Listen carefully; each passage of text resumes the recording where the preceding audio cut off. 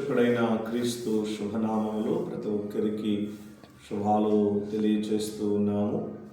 దేవుని ప్రేమను బట్టి మరి సమయంలో మీతో కూడా కలిసి ఈ రీతిగా దేవుని మాటలు పంచుకునే గొప్ప అవకాశాన్ని దేవుడు అనుగ్రహించారు. ఈ దినము కొరకు ఏర్పాటు చేయబడినటువంటి అంశము ఆయనకు స్థలము కల్పించుడి. ఈ లోక మానవ జీవన ప్రయాణంలో మనిషి అనేకమైనటువంటి పనులతో నింపబడిన వాడు ఉన్నాడు. ఉద్యోగ బాధ్యతలు, కుటుంబ బాధ్యతలు, సమాజంలో తన ప్రయాణం చేస్తున్నటువంటి పరిస్థితుల యొక్క బాధ్యతలు, ఇవన్నీ కూడా సమాజంలో మనకు కనబడుతున్నాయి. అయితే దేవునికి స్థలాన్ని మనం ఇవ్వగలిగిన వారంగా ఉండాలి.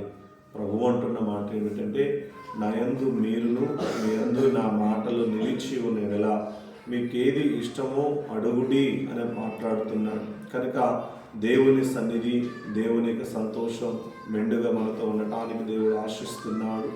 ప్రాముఖ్యంగా ఈ ఉదయకాల సమయంలో ఏర్పాటు చేయబడినటువంటి అంశమును బట్టి దేవుడు మన హృదయం అనే తలుపు ఎదుట నిలిచి తట్టుచున్నాడు. ఆయన స్వరము విని ఎవరైనా తలుపు తీస్తారేమోనని, కనుక దేవుని ఉన్నతమైన నామంలో ప్రాముఖ్యంగా ఆయన స్వరాన్ని విని తలుపు తీసాయని ఆనందించే ప్రజలు ఉండాలని తెలియజేస్తూ ఈ మాటలు ముగిస్తున్నాను.